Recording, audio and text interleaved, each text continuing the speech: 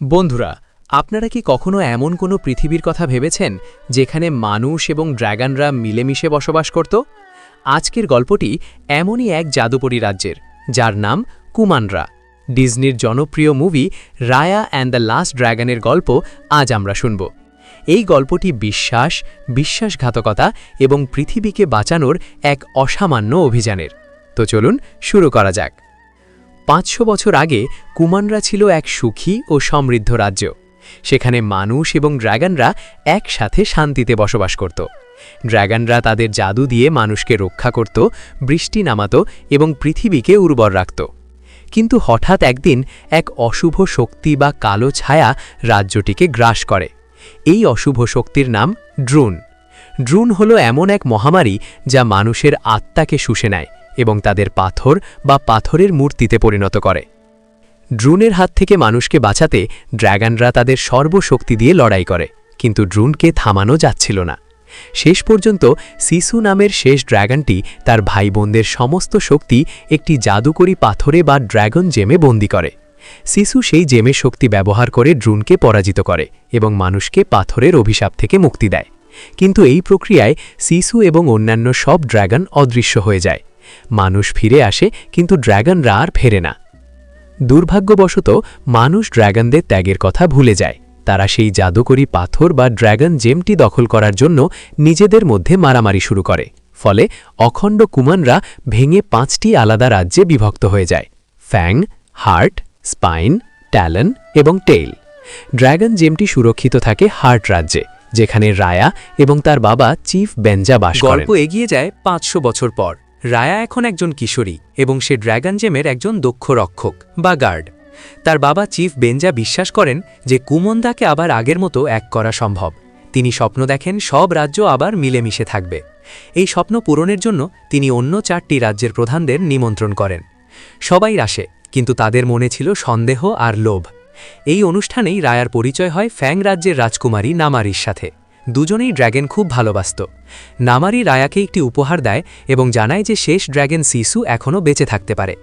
রায়া নামারিকে বিশ্বাস করে এবং তাকে সেই গোপন জায়গায় নিয়ে যায় যেখানে ড্র্যাগন জেমটি রাখা আছে। কিন্তু বন্ধুরা, নামারি আসলে রায়াকে ধোঁকা দেয়। সে জেমটি চুরি করার জন্য তার সৈন্যদের সংকেত দেয়। হইচই পড়ে যায়। অন্য রাজ্যের প্রধানরাও জেমটি দখল করার জন্য মারামারি শুরু করে। এই কাড়াকাড়ির মধ্যে হঠাৎ জেমটি মাটিতে পড়ে ভেঙে ৫ টুকরো হয়ে যায়। জেম ভেঙে যাওয়ার সাথে সাথেই সেই ভয়ঙ্কর অশুভ শক্তি ড্রোন আবার জেগে ওঠে। ড্রোন দ্রুত ছড়িয়ে পড়তে থাকে এবং মানুষকে পাথরে পরিণত করতে শুরু করে। রায়ার বাবা চিফ বেঞ্জা রায়াকে জেমের একটি টুকরো দিয়ে বলেন, পালিয়ে যাও রায়া, তোমাকে শেষ ড্র্যাগনটিকে খুঁজে বের করতেই হবে।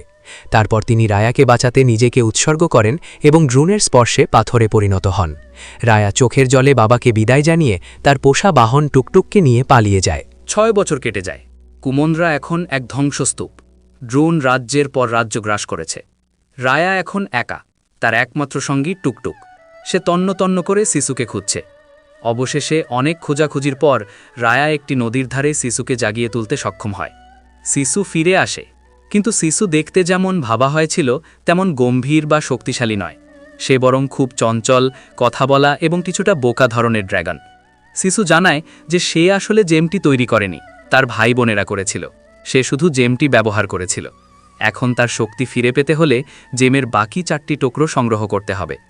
রায়া এবং সিসু তাদের অভিযান শুরু করে। প্রথমে তারা যায় টেইল রাজ্যে।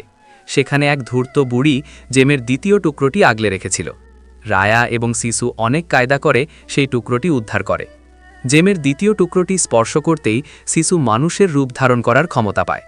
এটি তাদের জন্য সুবিধাজনক হয়, কারণ মানুষ সিসুকে দেখলে চিনতে পারবে না। এরপর তারা যায় ট্যালেন রাজ্যে। সেখানে তাদের সাথে দেখা হয় নয় নামের এক ছোট্ট বাচ্চার সাথে, যে তার 3 বানর সঙ্গীকে নিয়ে চুরি কাজ করে। কিন্তু আসলে সে এতিম। ড্রোন তার মা বাবাকে কেড়ে নিয়েছে। রায়া তাকে নিজের দলে নিয়ে নেয়। ট্যালেন রাজ্যে থেকে তারা জেমের তৃতীয় টুকরোটি উদ্ধার করে। এই টুকরোটি সিসুকে কুয়াশা তৈরি করার ক্ষমতা দেয়। রায়ার দল এবার পৌঁছায় স্পাইন রাজ্যে। এটি এক বরফে ঢাকা এলাকা। সেখানে তারা দেখা পায় টং নামের এক বিশালদেহী যোদ্ধার সাথে। টং দেখতে ভয়ঙ্কর হলেও আসলে সে খুব একলা, কারণ ড্রোন তার গ্রামের সবাইকে পাথরে পরিণত করেছে। টং ও রায়ার দলে যোগ দেয়। কিন্তু ঠিক তখনই নামারি এবং তার সৈন্যরা সেখানে পৌঁছে যায়। নামারি রায়াকে আটকানোর চেষ্টা করে। রায়া নামারির সাথে লড়াই করে যাতে সিসু এবং বাকিরা পালাতে পারে। লড়াইয়ের এক পর্যায়ে জুতার অরশুল ড্র্যাগন রূপে ফিরে আসে এবং নামারির সামনে নিজেকে প্রকাশ করে। নামারি অবাক হয়ে যায়, ড্র্যাগন সত্যি আছে। সিসু তার জাদুর কুয়াশা দিয়ে রায়া এবং তার বন্ধুদের নিয়ে পালিয়ে যায়। পালানোর পর সিসু রায়াকে বোঝানোর চেষ্টা করে যে নামারি হয়তো খারাপ নয়। সিসু বলে, বিশ্বাস ছাড়া এই পৃথিবীকে বাঁচানো সম্ভব নয়। ড্রোন মানুষের অবিশ্বাস এবং বিভেদের সুযোগ নিয়েই শক্তিশালী হয়। কিন্তু রায়া কিছুতেই নামারিকে বিশ্বাস করতে পারে না, কারণ নামারির বিশ্বাসঘাতকতার কারণেই আর বাবা পাথরে পরিণত হয়েছে। তারা জেমের চতুর্থ টুকরোটিও উদ্ধার করে। এবার সিসু বৃষ্টির ক্ষমতা ফিরে পায়। তারা বুঝতে পারে যে শেষ টুকরোটি আছে নামারির রাজ্য ফ্যাংয়ে। রায়া এবং তার দল ফ্যাং রাজ্যে প্রবেশের পরিকল্পনা করে। সিসু চায় নামারির সাথে কথা বলে বিষয়টি মিটমাট করতে। সে বিশ্বাস করে নামারি জেমের টুকরোটি দিয়ে দেবে। রায়া অনিচ্ছা সত্ত্বেও রাজি হয়। তারা নামারিকে একটি উপহার পাঠায় এবং দেখা করতে চায়। নামারি তাদের সাথে দেখা করতে আসে। সিসু মানুষের রূপে নামারির সামনে যায় এবং তাকে বোঝানোর চেষ্টা করে। নামারি সিসুকে দেখে মুগ্ধ হয়, কিন্তু তার মা জেনারেল আটিটায়া তাকে শিখিয়েছিল যে অন্য রাজ্যকে বিশ্বাস করা যাবে না। নামারি দ্বিধায় পড়ে যায়। সে সিসুর দিকে তার ধনুক বা ক্রসবো তাক করে এবং জেমের সব টুকরো দাবি করে। রায়া ভয় পেয়ে যায় যে নামারি সিসুকে মেরে ফেলবে। সে সিসুকে বাঁচাতে তার তলোয়ার বের করে। এই উত্তেজনার মুহূর্তে নামারির হাত থেকে ভুলবশত তীর ছুটে যায় এবং সিসুর বুকে বিঁধে। সিসু একটি দীর্ঘশ্বাসের সাথে নদীর জলে পড়ে যায়। শেষ ড্র্যাগন মারা যাওয়ার সাথে সাথে পৃথিবীর সব জল শুকিয়ে যেতে শুরু করে। ড্রোন বা অশুভ শক্তি এবার বাঁধনহারা হয়ে পড়ে। তারা ফ্যাং রাজ্যকে ঘিরে ফেলে। নামারির মাও পাথরে পরিণত হয়। রায়া রাগে অন্ধ হয়ে নামারিকে আক্রমণ করে। তাদের মধ্যে এক ভয়ঙ্কর লড়াই শুরু হয়।